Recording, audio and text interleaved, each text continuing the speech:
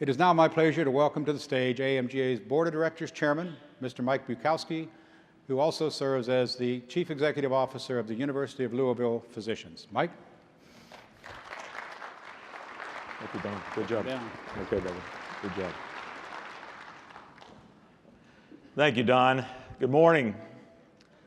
I'm delighted to welcome all of you here today at the 2013 AMGA Annual Conference, Learning from the Best.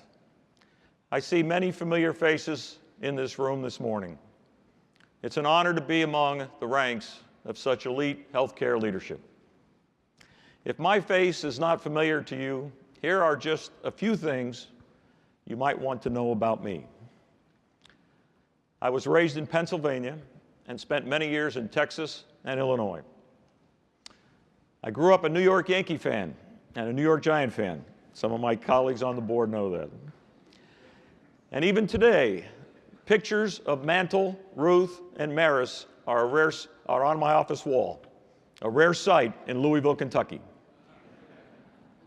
where I am, as Don said, the CEO of the University of Louisville Physicians, a faculty of over 600. While Louisville has a beautiful AAA baseball stadium called Louisville Slugger Field, its real love, its true religion, is reserved for the fastest 2 minutes in sports, the Kentucky Derby. And no, I do not have extra tickets and did not bring any for May. Also, college basketball and boxing legend Muhammad Ali, who was born and raised in Louisville. You should also know that my wife of 37 years, Judy, is here, and hopefully she'll continue to hang with me over the years. We remain very close to our 2 daughters, wonderful young women, as different as night and day. One frugal, one not so much. One a rock-solid Republican, Brooke. The other, Tara, equally committed at times to voting in the opposite direction. She is getting married in a few weeks in Dallas, Texas. So if you see me working at the concierge or parking cars this afternoon and this weekend, I am looking for any additional income I could get. So you could say that the opportunities that I have had living in communities with vastly different perspectives, that my appreciation of competitive sports and ultimately parenthood have taught me to focus not on the differences, but on what we all have in common. Today, those of us in this room may have widely different perspectives, but we have chosen to come together to collaborate and learn from each other. Whether you come from a physician group of 1,200 or a physician group of 100, you know the challenge for all of us, for every one of us, is the same: to provide leadership in times of change during a period of historic transformation for healthcare in the United States. This is our time. This is our time. The time to step up and act. And this conference offers us a unique opportunity to listen to each other, to plan for the changes that we face, and to design the future of our industry. We have all faced plenty of change before, that's for certain. Consider the evolution in healthcare delivery. Just since the 1940s, when the first prepaid group healthcare plans were introduced, a development viewed as radical at the time. In the 1950s, hospital care costs doubled, creating panic for patients and employers. In the 1960s came concerns of a physician shortage and a surge in health insurance companies. In the 1970s came HMOs, more soaring costs, plunging patient satisfaction, and American medicine was officially declared in crisis. And so it goes, more change. In the 1980s, more privatization and corporate control. Medicare and private insurance shifted to payments based on diagnosis instead of treatment. In the 90s, healthcare costs increased at double the rate of inflation. The state of healthcare today, we still face rising costs. Over 12% of our population is still without health insurance. Physician reimbursement will drop with healthcare reform. Overall patient satisfaction is low. We have a shortage of physicians in many specialties, and we are facing major legislation surrounding healthcare. Does all of this sound familiar? Our industry, our employees, our patients, and our physicians are looking for leadership, and they're looking at us. So lead we must, charting a course that strengthens our organizations and the quality of care for our patients. This is a personal leadership challenge, a personal opportunity for each of us to examine the purpose and values of our organizations, to serve as models and teachers as we work to change their culture, to solve complex problems, and ultimately to discover a deeper sense of personal purpose and satisfaction along the way. As long as I have been in this industry, spoken with many of you here today, engaged with executives from other industries,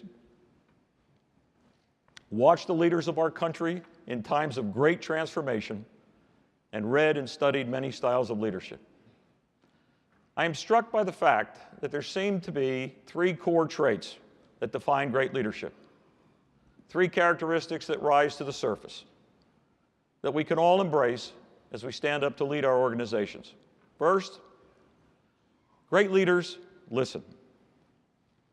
When I say listen, I am thinking of a parable about a young prince in Asia back in the 3rd century who was being prepared to succeed his father as king.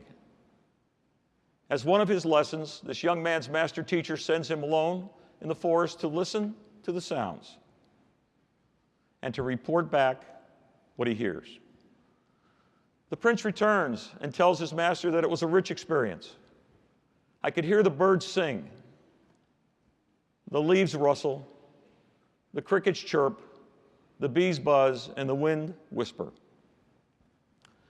The teacher tells him to go back and listen more intent. As the story goes, the prince listens more acutely and slowly. He reached a state of enlightenment. The prince returned and told his teacher, when I listened more closely, I could hear the unheard, the flowers opening, the sun warming the earth, and the grass drinking the morning dew. This pleases the teacher, who tells him only when a leader has learned to listen beyond what people say and hear what is coming from their hearts, understand their feelings, their pains and complaints, can he hope to inspire his people. The demise of states, he tells the prince, comes when leaders listen only to superficial words and do not penetrate deeply into the souls of the people to hear their true opinions, their feelings, and desires. The moral for me, listening and more importantly, hearing what our employees and your patients are saying and what they aren't saying will provide you with invaluable information to help you lead your organization through even the most turbulent times. So really, great leaders listen.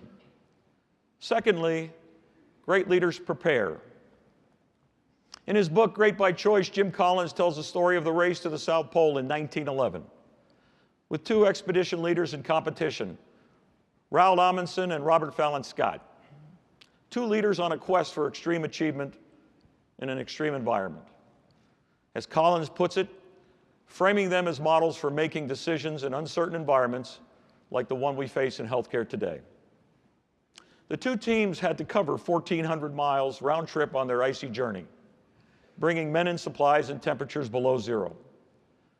Amundsen was a planner who did research and built a foundation for his quest. He apprenticed with Eskimos, worked with sled dogs, and ate raw dolphin for strength.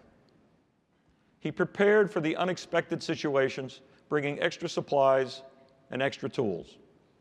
Once underway, he marked his way with great care, preparing for unforeseen events, Scott, on the other hand, did very little planning and very little research. As a result, he chose ponies over dogs, had inadequate food and supplies, and used untested motorized sleds that quickly failed. No surprise here. Amundsen won. He reached the South Pole and his team returned home safely. For Scott's team, it was a devastating defeat. They reached the pole 34 days after Amundsen. During the return trip, they all perished and were found just 11 miles from base camp. The message for all of us: listen, gather information from all, including those who have new conventional ideas. Prepare when you don't know the exact terrain you will face, the barriers you might encounter, and surround yourself with those who know the terrain and understand the barriers, plan for the uncertainties. In this room, in this organization, we have tremendous experience. And at this conference, we have opportunities to explore new ways to meet the needs of our organizations and patients in our rapidly changing environment. So great leaders listen and prepare, and finally, great leaders act. I've been in healthcare for over 35 years, and one pattern I've seen is that many healthcare leaders and organizations seem to look to government or someone else to solve the issues posed by ever-changing challenges in the healthcare landscape. We wait for the rule changes, and then we react, passionately at times. But at AMGA, we see things a little differently. It is our responsibility to shape the future and solve the issues. It's our responsibility to take action. As leaders, we must embrace our mission and make decisions about ways to improve value and patient care in this changing environment. We must work to improve communication and collaboration within our organizations. And we must get the message to our communities about what we do well and get the message to our patients that healthcare is based on a partnership and that the patients, along with their caregivers, must take full responsibility for their health. Leadership in healthcare today is not easy. Our decisions involve uncertainty, anxiety, stress, and sometimes the unfavorable reactions of others. Our organizations may vary in size and mission. Our communities and patient populations may differ greatly. But we all have the ability to unite, and we all have the ability to lead. Lead this association, our organizations, our physicians, our communities, with results that can transform lives. For me, there are great insights and stories like the race to the South Pole and other examples I shared with you today. But I also find inspiration in leaders of government and social movements who, over time, have seized the moment and provided leadership in difficult situations, sometimes with life or death consequences. Great examples of leadership in uncertain times and inspiring to me. Every one of us will be defined by our own moment in time, by the choices we make, the obstacles we overcome, the dreams we achieve, and maybe most of all, by the goals we don't quite reach. Whether in victory or defeat, how we choose to handle these moments is what marks the best of us long after we're gone. It is, in the end, how we are remembered. I thank you. I'm honored to serve you and AMGA and look forward to working together to shape the evolution of our industry. Thank you.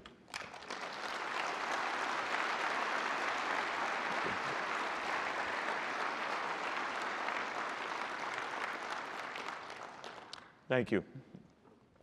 Before we begin today's program, I'd like to take a moment to recognize AMGA's corporate partners this morning. The AMGA Distinguished Corporate Partner Award is presented annually to an industry partner organization for providing excellent service and value to medical groups and their patients. This year, we honor an organization that has been an avid supporter of AMGA and its members, and this award demonstrates our appreciation for their continued support. The recipient of the 2013 AMGA Distinguished Corporate Partner Award is Exact Sciences. Exact Sciences is an executive corporate partner of AMGA. In addition, they have been active supporters of AMGA's educational activities, including the 2012 and 2013 annual conferences. This award represents AMGA's appreciation of Exact Sciences' continued support and the valuable resources it offers AMGA members. Their support has enabled us to provide invaluable resources and educational and networking forums for healthcare professionals. We look forward to their future contributions to the work of AMGA members as they quest to improve delivery of quality patient care. Accepting the award is Kevin T. Conroy, President and Chief Executive Officer. Kevin. Thank you. I really appreciate it. Thank you. I don't know how I can follow that. Appreciate it. He wants a picture. I guess we got to do a picture here. You got to hold it. That's part of it. Got it? Okay. Thank you very much. Thanks a lot, Mike. Thank you. Thank you.